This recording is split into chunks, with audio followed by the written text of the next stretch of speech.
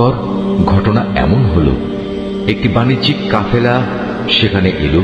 তার একজন পানি সংগ্রাহককে কুয়ার কাছে পাঠালো। সে যখন তার বালতি কুয়ায় নিক্ষেপ করল, অতঃপর সে যখন বালতি টান দিল, তখন দেখল একটি জীবন্ত বালক তাতে বসা। সে তখন চিৎকার দিয়ে বলল, ওহে, তোমরা শোনো, সুখবর, এ তো দেখছি এক কিশোর বালক। কাফেলার লোকেরা বাণিজ্যিক পণ্য মনে করে একে লুকিয়ে নিল। আসলে আল্লাহ তাআলা ভালো করেই জানতেন যা কিছু এরা তখন করছিল। তারা তাকে স্বল্প মূল্যে নির্দিষ্ট কয়েক দিরহামের বিনিময়ে বিক্রি করে দিল।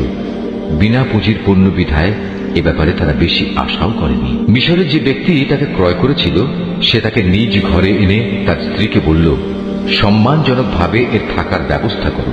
সম্ভবত বড় হয়ে সে কোনোদিন আমাদের উপকারে আসবে, অথবা ইচ্ছা করলে তাকে আমরা নিজেদের ছেলেও বানিয়ে নিতে পারি।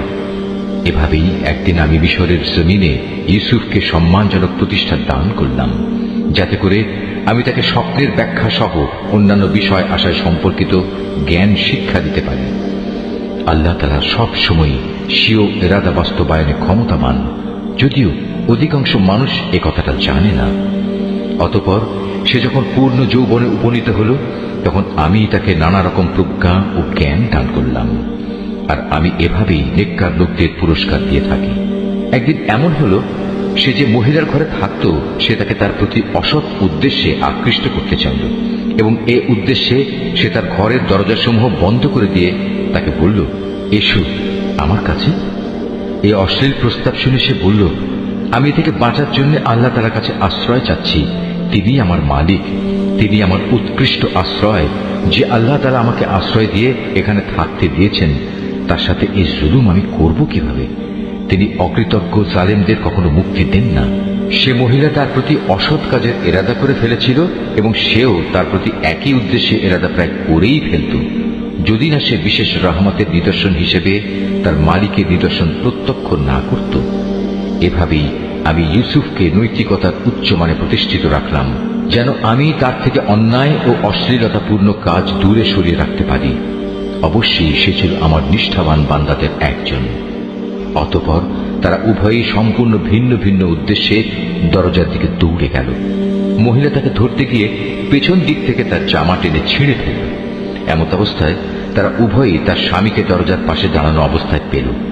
তখন মহিলাটি স্বীয় অভিসন্ধি গোপন করার জন্য ইউসুফকে অভিযুক্ত করে বলল, কি শাস্তি হওয়া উচিত সে ব্যক্তির, যে ব্যক্তি তোমার স্ত্রীর সাথে অশ্লীল কাজের ইচ্ছা পোষণ করে? তাকে হয় জেলে পাঠাতে হবে, নতুবা অন্য কোনো কঠিন শাস্তি দিতে হবে। সে বলল, সে মহিলাই আমাকে অশ্লীল কাজের প্রতি আকৃষ্ট করতে চেয়েছিল।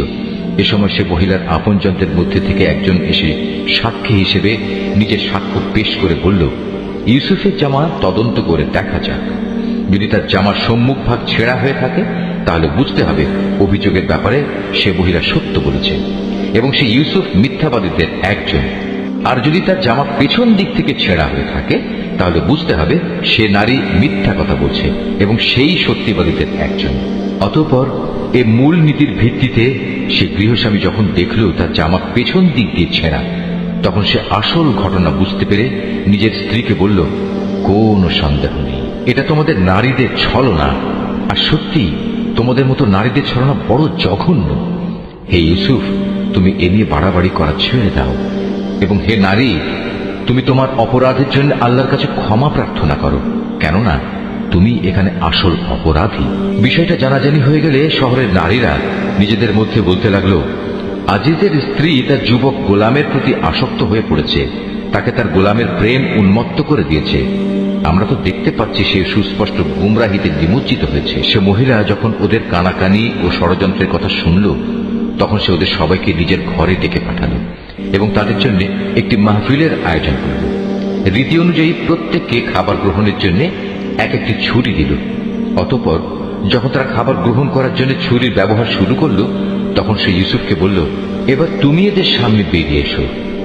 যখন মহিলারা তাকে দেখল, তখন তারা তার গরিমায় রূপ যৌবনে অভিভূত হয়ে গেল এবং নিজেদের অজান্তেই ছুরি দিয়ে খাবার গ্রহণের পরিবর্তে নিজেদের হাত কেটে ফেলল।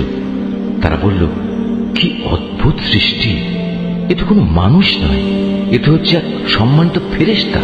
এবার বিজয়িনীর ভঙ্গিতে সে মহিলা বলল, তোমরা দেখলে তো, এ হচ্ছে সে ব্যক্তি যার ব্যাপারে তোমরা আমাকে ভর্ৎসনা তিরস্কার করছিলে। এটা ঠিক, আমি তার কাছ থেকে অসৎ কিছু কামনা করেছিলাম, কিন্তু সে নিজেকে বাঁচিয়ে রেখেছে। কিন্তু আমি তাকে যা করতে আদেশ করি সে যদি তা না করে তাহলে অবশ্যই সে কারাগারে নিক্ষিপ্ত হবে এবং অপমানিত হবে।